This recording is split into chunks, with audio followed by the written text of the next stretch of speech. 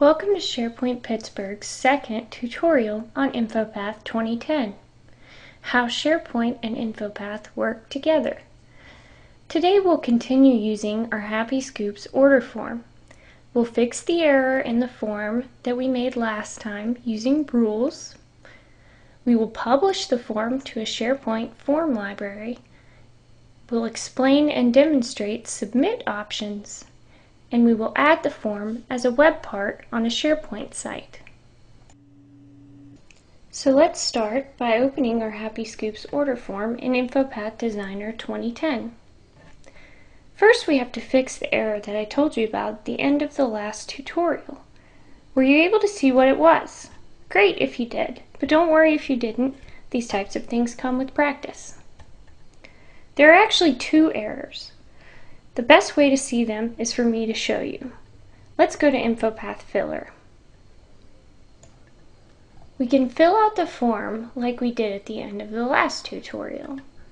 We'll select a flavor, put in a quantity, hit Calculate Price, check the fruit option, put in our name and a number. But if we go back and hit Calculate Price again, it does not count the fruit option before submitting. This would cause the customer to submit an incorrect price, and we can't have that. The second problem occurs when we go in and we change the quantity, but we don't hit Calculate Price again before we submit the order. Again, this leads to an incorrect price. So let's close our preview and return to our form to fix it.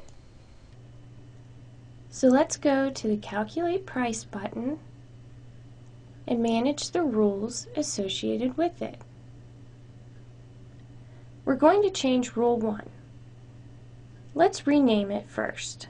We'll rename it Calculate Price Fruit True.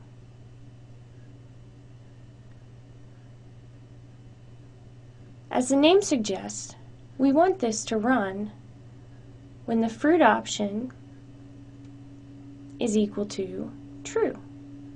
Okay. Let's change the value to reflect the extra dollar for fruit by changing this formula to quantity times 0.5 plus 1. Now let's add a second rule.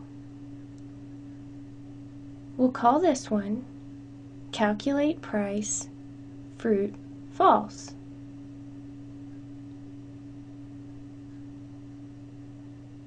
Now this will run when the fruit option is equal to false. We're going to add set a field's value, price. The formula will be quantity times 0.5. Okay. To fix our second error, we'll add the same two rules to the Submit button. Let's go to the Calculate Price button, right-click on the first rule, click Copy Rule, go back to Submit, click on the Paste icon, and there is your first rule. We'll do the same thing for the second rule. Copy, go back to Submit, paste. Great. Now let's rename Rule 1. We're going to name it Email Submit. Now notice the order of the rules. Ideally, we want the prices to calculate before the form is submitted. So we simply go to this drop-down arrow and click Move Down twice. Now our rules will run in the proper order. The order of your rules is always important, so be careful not to overlook that in your InfoPath forms. Okay, now it's time to check that our form is working properly. Let's go to Preview, select a flavor, put in 4, calculate the price, check for fruit. Let's change the quantity. Now we'll put in a name and a number, but when we hit submit, it does take into account that we changed the quantity and that the fruit option was checked. Great, our errors have been fixed. So let's exit InfoPath Filler. And now that I've shown you the errors on our form and how to fix them, we're ready for the next part of our tutorial, publishing this form to SharePoint. Since we'll no longer be emailing the form, let's delete the email submit area at the bottom. Just simply highlight it and erase it. Now we don't have the fail-safe of the price being calculated when the customer hits submit. So let's do a few things to make sure the customer sees and submits the right price with this form. First off, let's make this field read-only. Go to Text Box Properties, Display, check the read-only box, and click OK. Now we'll want to add some rules to the quantity field. So let's copy the rules from the Calculate Price button. Once again, we'll right-click on Calculate Price, click Copy Rule, go to the Quantity field, paste, go back to Calculate Price, copy the second rule, go back to Quantity, and paste again.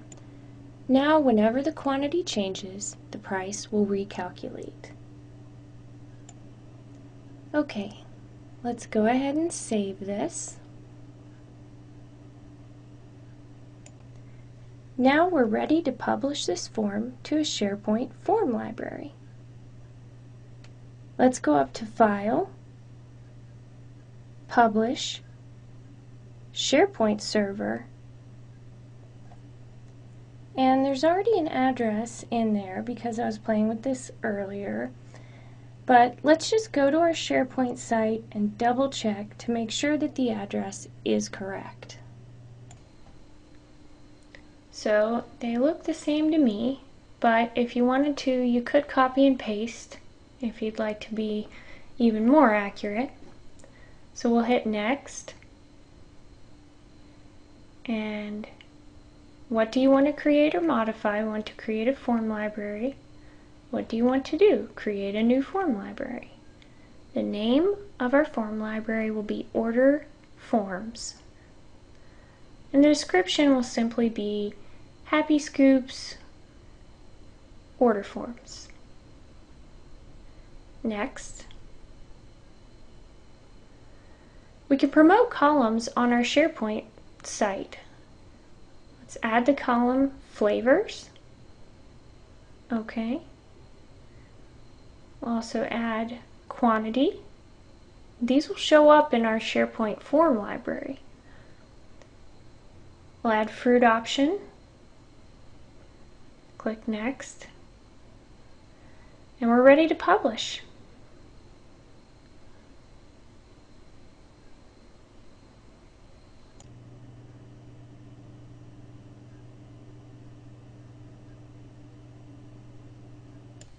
This tells us that our form was published successfully. We can hit Close.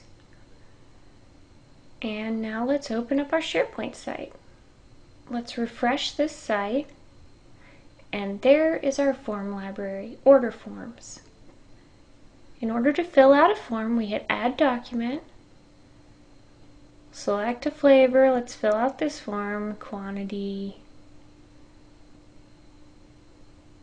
9. Calculate the price. Let's just put C4 and hit Save. We can make the file name whatever we want.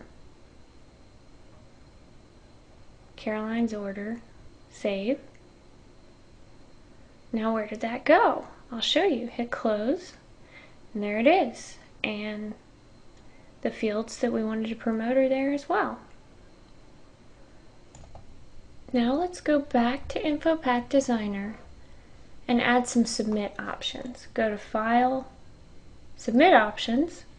We're going to allow users to submit the form to a SharePoint document library. We have to add a new connection.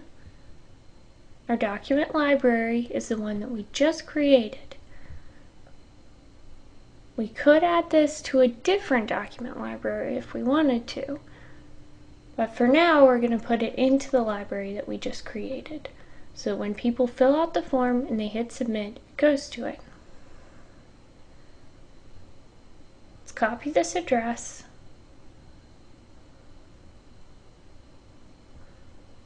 And paste it. We can take off this end part, so we don't need that. Good. Now let's make the file name a formula. Why not make it the person's name? Click OK. OK. Next. Alright. Now let's name this submit option SharePoint Submit. And click Finish. OK. Now we're just going to publish this form again, but this time we're going to use our Quick Publish. So we go to Publish, Quick Publish. This is a great feature added to 2010, and it remembers all the settings that you used to publish the form before.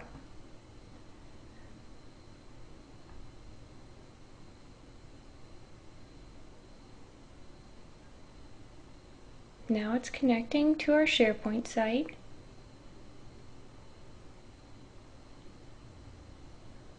Alright, it published successfully. Okay. So let's go to our SharePoint site and click refresh again. Now when we go to add a document, we notice this new button up here called Submit, and that is the Submit option that we just added. So let's fill out the form. This time my name can be my real name, Caroline, and my phone number 555-5555. This time we'll hit submit. Now it goes directly to the form library when you hit submit, and it saved it as my name, which is very handy as well. So that's two different ways to submit an order. Now the last thing we're going to do is to look at adding this form as a web part in our SharePoint site. I want to add it to the stores site, so I'll go to Site Actions, Edit Page. You notice these web part boxes automatically pop up, so we hit Add a Web Part, Forms, InfoPath Web Form, Add. We select a form, click here to open the tool pane, and our library's order forms. The type is a form, and these settings are already filled out for us. There are more advanced ones. Let's apply it. Looks good, so we'll hit OK, and we can exit the editing mode by hitting Stop Editing, and there we go. Now when we go to the stores site, it looks like this. It has a web part. So we can fill out this form just like we did earlier, right on the store site.